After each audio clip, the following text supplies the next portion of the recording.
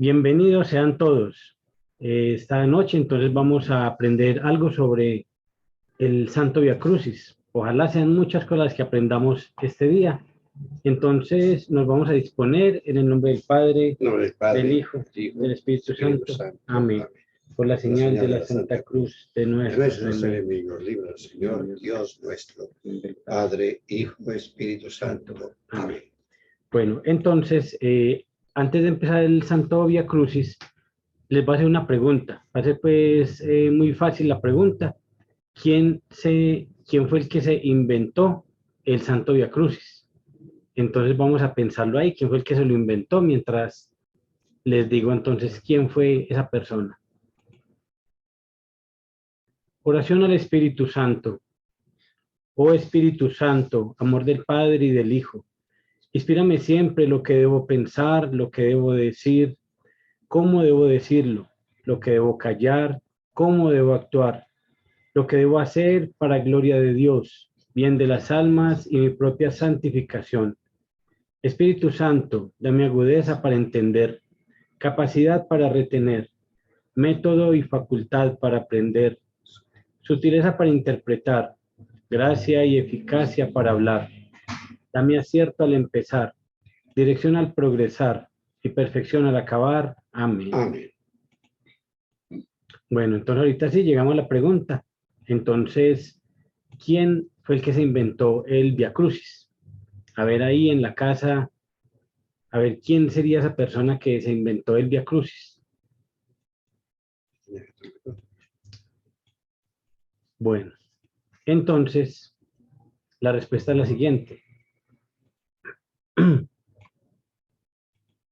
Que el Vía Crucis no se lo inventó nadie, lo vivió la Santísima Virgen María, lo vivió ella en cuerpo, en alma, en espíritu. Entonces, por eso esta devoción es tan grande y es tan potente. Es una devoción, mejor dicho, que está desde el principio, desde el principio de cuando nuestro Señor sufrió todos estos flagelos, cuando nuestro Señor vivió ese camino de cruz. Y en la medida que fue pasando los años, entonces nuestra Madre Santísima, que fue la primera que hizo el Vía Crucis, mientras nuestro Señor iba siendo flagelado, nuestra Madre Santísima iba recorriendo cada uno de los sitios en que su amado Hijo iba siendo flagelado, en cada uno de estos momentos. Y ella iba recogiendo toda la sangre que más pudiera, con lienzos. Ella iba recogiendo toda la sangre. Y luego, entonces ella ya recorría estos mismos sitios junto con los primeros cristianos, con las mujeres, y recorrían y entonces oraban en cada uno de estos sitios y lloraban en cada uno de estos. Entonces ya se fue haciendo tradición y ya las personas ya quisieron ir también a Tierra Santa a recorrer estos mismos sitios que nuestro Señor Jesucristo recorrió, y creo que fueron los franciscanos que ya entonces comenzaron a hacerla más popular, más popular, porque había mucha gente que posiblemente no podía viajar hasta Roma, hasta Jerusalén, perdón, y entonces ya hicieron unas estaciones fijas. Estas fueron cambiando en la medida del tiempo, iban colocando unas estaciones, las iban cambiando y iban venerándola hasta llegar ya a nuestros días, que nosotros ya hacemos esta hermosa devoción en nuestras parroquias y nos unimos espiritualmente a ese momento exacto en que nuestro Señor fue flagelado, fue martirizado, y nos unimos a la Santísima Virgen María, a las santas mujeres y a todo el pueblo. Entonces, el nombre mismo de Vía Crucis significa Vía Cruz, camino de la cruz. Es una de las más antiguas devociones practicadas por los católicos en todo el mundo. Esta hermosa oración fue inspirada y vivida por la Santísima Virgen María y un pequeño grupo de creyentes que la acompañaba. Nuestra Madre Santísima, de rodillas, lloraba y oraba en cada uno de los sitios en que iba siendo martirizado su Hijo, nuestro Señor. Al hacer el Santo Vía Crucis, estamos acompañando a Jesús y a María en ese camino doloroso de pasión y muerte. desde que fue condenado a muerte hasta su sepultura. Acuérdense de lo que hemos aprendido, lo de esa compañía espiritual, que nosotros nos podemos unir espiritualmente a cualquiera de los misterios del Santo Rosario, a cualquiera de estas estaciones del Vía Crucis también. Podemos unirnos, podemos estar todos junticos ahí, acompañando a nuestro Señor en el momento que le habló a las mujeres, en el momento que él tuvo la primera caída, la segunda caída. Podemos estar en completo recogimiento y en solitud. Acuérdense, podemos estar meditando cada uno de esos misterios. La mejor forma de hacer el Vía Crucis es hacerlo meditando y contemplando en cada estación. Por eso, ahora en Semana Santa, podríamos hacerlo nosotros en familia, no hacerlo pues como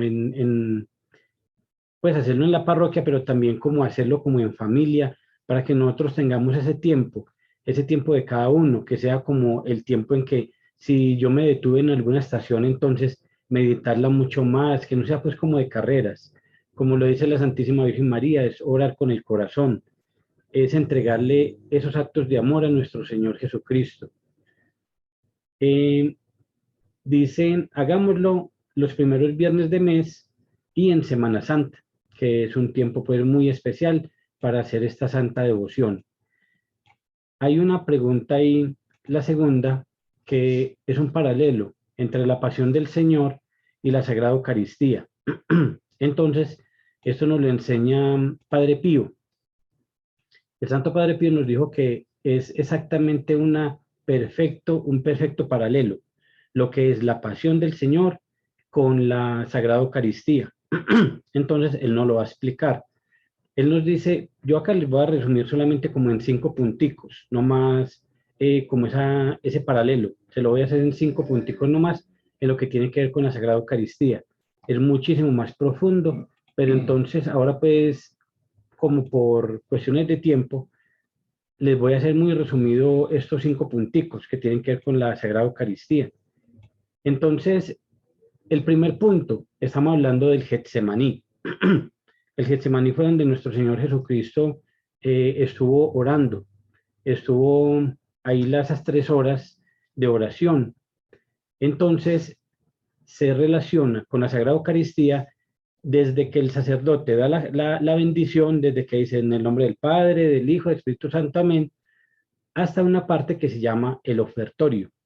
Ofertorio es de ofrendas, de ofrecer. Es cuando se ofrece el pan y el vino. Entonces, todo ese trayecto que hay desde la bendición hasta el ofertorio es lo que es el Getsemaní. Ahí está representando todo el Getsemaní. Es decir, en la primera lectura, segunda lectura, Salmo y Evangelio.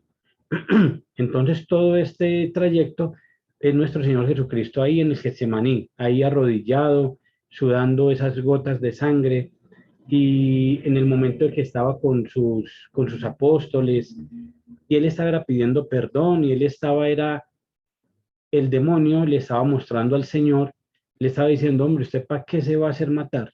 ¿Usted para qué se va a ir a entregar su vida, a hacerse, mejor dicho, ese sacrificio tan grande por toda esa mano de ingratos que por los ingratos que usted está dando la vida? Le voy a mostrar una foto del 2022 y le voy a mostrar todo lo que está pasando en el 2022. Mire entonces el comunismo, mire toda esa gente diciendo que los gays, bueno, todo lo que está pasando en ese momento, y a ver dónde está la gente que está orando, dónde usted se va a hacer matar por esa gente. Exactamente eso era el Getsemaní. Eso fue la tentación del demonio cuando fue a tentar a nuestro Señor, a decirle que no hiciera eso. Entonces ya, después del Getsemaní, después de que termine la liturgia de la palabra, que es que se llama, entonces continuamos con lo que se llama el ofertorio. Entonces acá está otra vez, para que lo podamos relacionar también con la pasión de nuestro Señor Jesucristo, ese huerto de Getsemaní, nuestro Señor se fue a orar desde las 9 de la noche hasta las 12. Él estuvo 3 horas en oración. En esas 3 horas entonces fue que ocurrió todo lo de los apóstoles que se quedaron dormidos, que Él nos pidió reparar y que hiciéramos esa hora santa. Luego, a las 12 de la noche, de 12 a 1 de la mañana, el Señor lo capturan. Esa captura del Señor es el segundo punto que yo les quiero enseñar a ustedes, para que cuando vamos a misa recordemos exactamente esos 5 puntos. Entonces, ese segundo punto va a ser la captura de Jesús, cuando llegan todos con palos, con piedras, con machetes, con de todo, a capturar al Señor, y a él no lo cogieron a las buenas, él no le dijeron camine, vámonos, sino que lo agarraron a empujones, lo mejor dicho, fue muy cruel esa vez cuando lo cogieron al Señor. Incluso lo amarraron durísimo con unos lazos, le colocaron unos aros en la cintura. Dice el Señor que él sintió hasta que le oprimieron el hígado, en eso tan fuerte que le amarraron. Y fuera de eso le amarraron las manitos. Él tenía las manos completamente amarradas. Y es muy importante ese dato para lo que les voy a decir lo que sigue. A las 1 de la mañana, de 1 a 2, Jesús atado es hecho caer en el torrente Cedrón. Ellos iban pasando por un puentecito y cuando iban pasando por ese puente, el Cedrón era un torrente donde pasaba absolutamente todas las aguas negras de Jerusalén. Entonces a él lo tiraron allá, o sea, lo hicieron, eso fue de maldad, ellos lo tiraron al Señor y imagínense, él estaba atado con las manos. Entonces allá cayó y el Señor no se mató, fue porque un señor vino a sostenerlo, porque era muy alto pues el sitio desde donde lo tiraron. Entonces el Señor desde ahí, mejor dicho, todo ese martirio que él sufrió, todo ese camino que él recorrió. Luego a las 2 de la mañana, de 2 a 3, fue presentado a Anás, o sea, al que era antes sumo sacerdote, porque en ese momento el sumo sacerdote era Caifás, en ese momento. Era el sumo sacerdote, pero primero fue donde Anás, que Anás fue el sumo sacerdote antes de Caifás, que era el suegro de Caifás. Luego de 3 a 4 de la mañana, entonces ya lo llevaron en esa procesión, a los empujándolo y de todo. A las 3 de la mañana lo llevaron a la casa de Caifás. Y de 4 a 5 de la mañana, Jesús entre los soldados. Entonces lo dejaron para que los soldados le pegaran y hicieran toda clase de... Ellos se ponían a imaginarse a ver qué tortura le hacían al Señor. Y todos los soldados eran torturando al Señor, que ahí exactamente fue donde fue la corona de espinas, donde le colocaban la caña que era para burlarse de él, y todas las atrocidades que ellos se podían imaginar. Ahí fue donde le pegaban al Señor y le decían, adivine quién fue el que le pegó. O sea, todas las atrocidades pasaban fue en ese momento cuando Jesús estaba entre los soldados. Y ya a las 5 de la mañana es lo más hermoso porque al Señor se lo llevaron para la prisión. Lo metieron en la prisión, estuvo 1 hora el Señor en la prisión. Y fue muy lindo porque es que exactamente ahí fue donde Jesús le dio gracias a Dios Padre, le dio gracias a Dios Padre que le permitió llegar hasta ese momento por nosotros, por nuestra salvación. O sea que Él estaba pensando permanentemente en nosotros, porque uno me imagino que cuando uno está sufriendo uno no piensa en nadie, pero mire que en Jesús el corazón que tiene, que a pesar de estar en ese momento sufriendo, está pensando en nosotros. A Él cuando lo clavaron estaba pensando en nosotros, qué tanto que nos dejó a su madre, qué tanto estaba pensando en nosotros que nos dejó a su hijo, a Juan, en nombre de todos. Bueno, entonces ahorita sí les voy a relacionar hasta acá lo que llevamos, lo que tiene que ver con la Sagrada Eucaristía. Bueno, después, entonces a las 9 de la mañana fue que Jesús ya fue condenado a muerte. A las 9. Ya esto sucedió de 9 a 11 de la mañana. Entonces la segunda estación, Jesús carga la cruz, Jesús cae por primera vez, Jesús encuentra a su Santísima Madre, Simeón el Cirineo ayuda a Jesús a llevar la cruz, la Verónica limpia el rostro de Jesús, Jesús cae por segunda vez, las mujeres de Jerusalén lloran por Jesús. Todo esto pasó de 9 de la mañana a 11. Jesús cae por tercera vez, Jesús es despojado de sus vestiduras. Todo eso fue hasta las 11, 11:30, porque a las 12 del día es la crucifixión de nuestro Señor. a las 12, y ahí va a ser otro punto de los que yo les voy a explicar a ustedes, comparándolo con la Sagrada Eucaristía. Jesús muere en la cruz, estación 12, la 13ª estación es el cuerpo de Jesús, es bajado de la cruz, el 14, el cuerpo de Jesús es colocado en el sepulcro. Entonces, ahorita sí, vamos a relacionar estos 5 puntos dentro de la Sagrada Eucaristía. Entonces ahí lo tenemos. El primero, entonces ya sabemos que es el Getsemaní, la oración de Jesús en el huerto. Esa no está acá. El segundo punto, el ofertorio. Ya les había dicho a ustedes, ahí está el pan y el vino. En el ofertorio, entonces vamos a recordar y hacer el paralelo exactamente. Ahí fue el arresto de Jesús. Ahí cuando nosotros veamos el pan y el vino, imaginémonos cuando están arrestando a nuestro Señor, cuando le están llevando en procesión. Y si hay procesión, mucho mejor, porque entonces nos vamos a acordar más fácil de ese momento, del arresto de Jesús. En el ofertorio es cuando dice el sacerdote las siguientes palabras: oremos, hermanos, para que este sacrificio mío y de ustedes sea agradable a Dios Padre Todopoderoso. Ahí es el momento del ofertorio. Luego, el otro momento que yo les digo, el tercero, es cuando el sacerdote está ya consagrando. El sacerdote tiene varios momentos en los de la consagración, y el primero de todos se llama la epíclesis. Epíclesis es cuando el sacerdote está colocando las manos sobre las especies que está consagrando, sobre el pan y el vino. Cuando él hace esta posición es cuando nosotros inmediatamente nos arrodillamos, ¿sí? Ahí en ese momento que nos arrodillamos. En ese momento de la epíclesis es cuando el Espíritu Santo desciende para santificar el pan y el vino, para que se convierta en el cuerpo y la sangre del Señor. Y ahí entonces, ¿qué es lo que pasa? Ahí entonces, comparándolo con el paralelo, ya entonces nuestro Señor fue arrestado y ahora lo traen. Nos encontramos con Jesús en su atroz flagelación y coronación de espinas. Seguimos con su vía crucis. Es decir, cuando el sacerdote esté haciendo la epíclesis, entonces acordémonos, desde que Jesús fue arrestado hasta que fue crucificado. O sea, todo ese camino, cuando fue donde Anás, donde fue con donde Caifás, donde lo tiraron por el torrente Cedrón, cuando los soldados lo flagelaron, ahí más que todo es la flagelación. Acuérdense de los soldados. Cuando el Padre se acuerden de los soldados flagelando a nuestro Señor.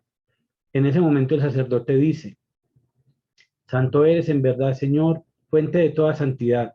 Por eso te pedimos que santifiques estos dones con la efusión de tu Espíritu, de manera que se conviertan para nosotros en el cuerpo y la sangre de Jesucristo nuestro Señor, el cual, cuando iba a ser entregado a su pasión, voluntariamente aceptada, tomó el ven. Entonces ahí, ese momento es el momento de la flagelación del Señor, de la coronación de espinas.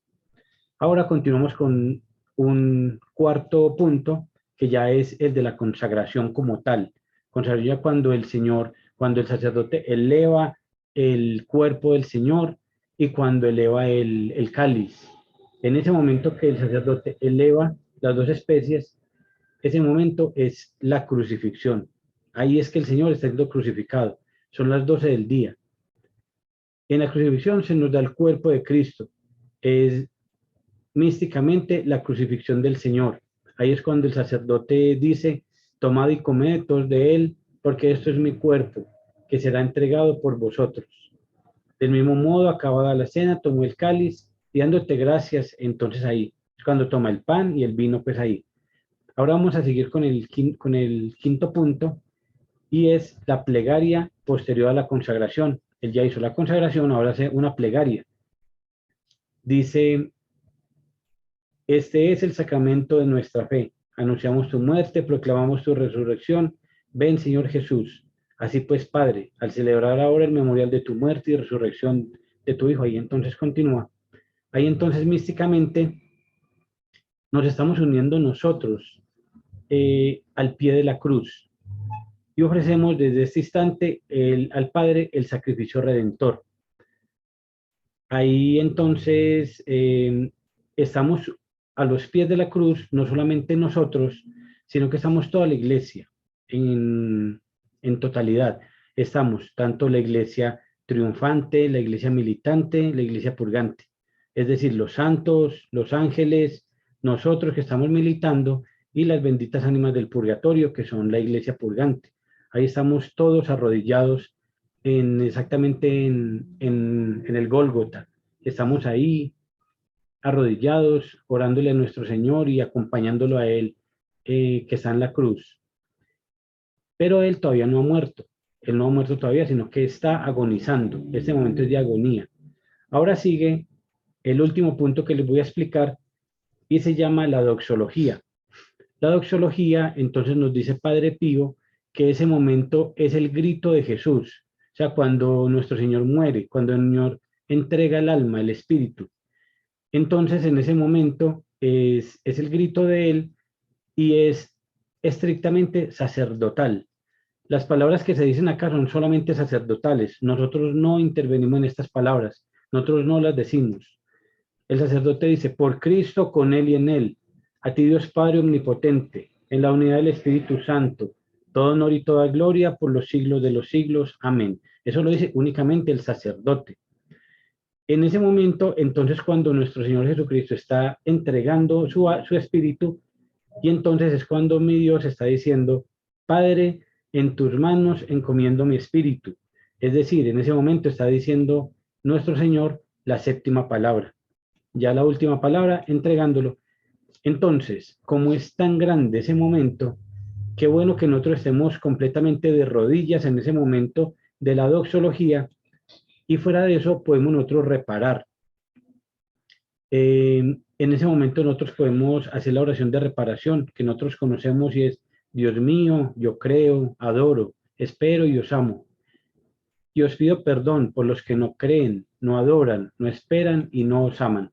Ahí yo puedo hacer ese acto de reparación para que la Eucaristía, cuando yo ya vaya a recibir el cuerpo y la sangre del Señor, sea una Eucaristía reparadora, que es lo que nosotros podemos hacer. Ya lo hemos aprendido. Entonces, no solamente que sea Eucaristía normal, sino que realmente yo viva una Eucaristía porque voy a estar pendiente de cada uno de nuestros momentos. Y al final voy a entregar esa Eucaristía a nuestro Dios, a nuestro Padre, como una Eucaristía reparadora. Entonces, ya hemos visto los 6 punticos pues, que les dije.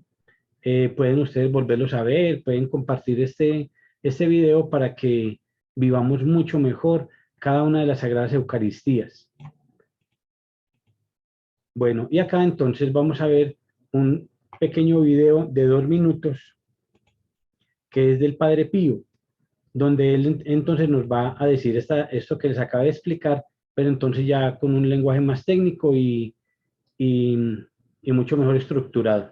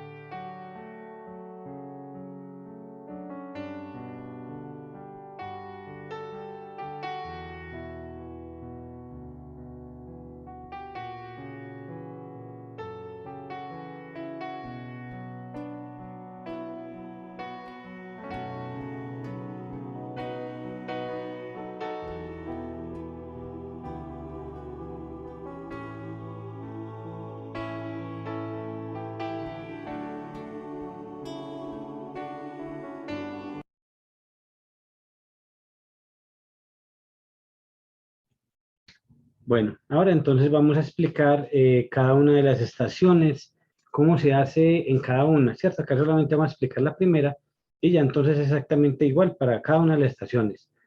Entonces se menciona la estación, se dice primera estación, segunda estación y se hace la siguiente ejaculatoria. Te adoramos, oh Cristo, y te bendecimos, que por tu santa cruz redimiste al mundo. Se hace entonces una pequeña meditación y ya después, cuando terminemos de hacer la meditación, entonces se hace el Padre Nuestro, un Ave María y un Gloria. Y ya entonces podemos hacer esas dos jaculatorias o una de las dos. Jesús, pequé, ten misericordia de mí. Bendita y alabada sea la pasión y muerte de nuestro Señor Jesucristo y los dolores de su Santísima Madre, triste y afligida al pie de la Santa Cruz. Es entonces la ejaculatoria que se hace después de cada una de las estaciones. Es realmente corto, nos demoramos exactamente lo mismo que se demora el Santo Rosario. Entonces, espero que les haya servido esta corta explicación de lo que es el Vía Crucis y el paralelo que hay con la Sagrada Eucaristía. Como dice la Santísima Virgen María, os doy las gracias. Dios los bendiga a todos.